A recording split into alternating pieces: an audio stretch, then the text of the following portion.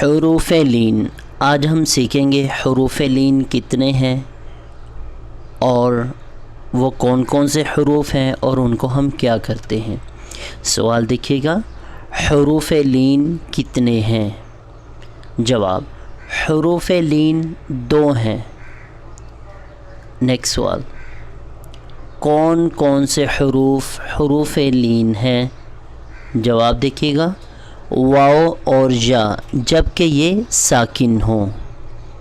Next question دیکھیے, یہ حروف لین کب بنتے ہیں؟ جواب دیکھیے, جب واو اور یا ساکنہ سے پہلے زبر ہو.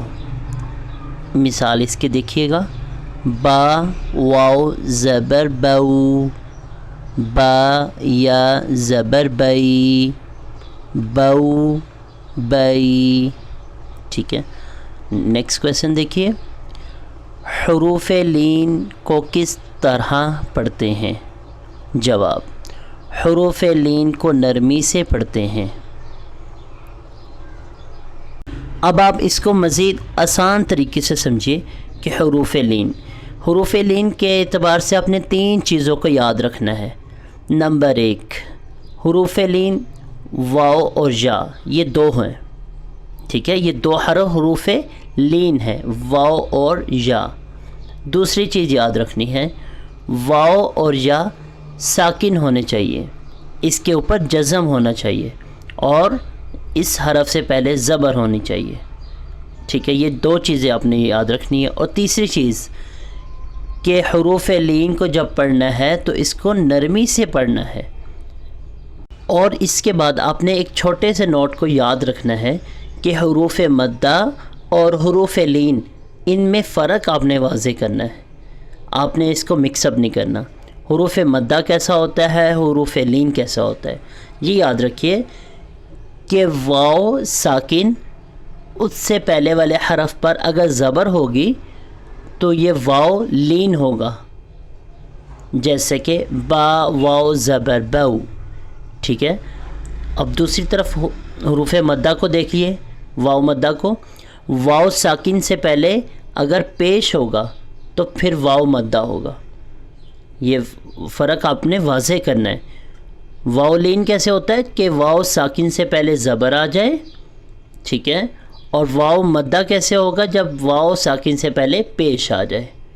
ٹھیک ہے. اسی طرح دوسری اگزامپل کو بھی دیکھیے, یائے ساکن سے پہلے اگر زبر آ گئی تو یائے لین ہوگی. ٹھیک ہے, یا کیا ہوگا, لین ہوگا.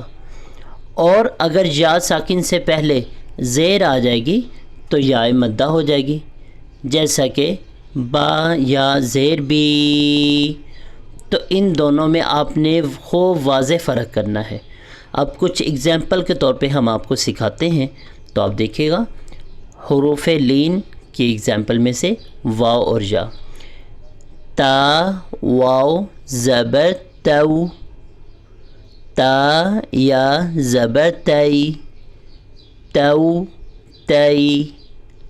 آگے دیکھیے, ثا واو زبر ثو, ثا یا زبر ثئی, ثو ثئی. آگے دیکھیے, دال واو زبر دو, دال یا زبر دئی, دو دئی. تو اسی پیٹرن پہ ہم اس پوری ایکسرسائز کو پڑھیں گے. اور اللہ پاک سے دعا ہے کہ اللہ پاک ہمیں قرآن پاک کو شوق سے سیکھنے کی اور اس پہ عمل کرنے کی توفیق نصیب فرمائے. دعا میں یاد رکھیے گا. السلام علیکم ورحمۃ اللہ وبرکاتہ.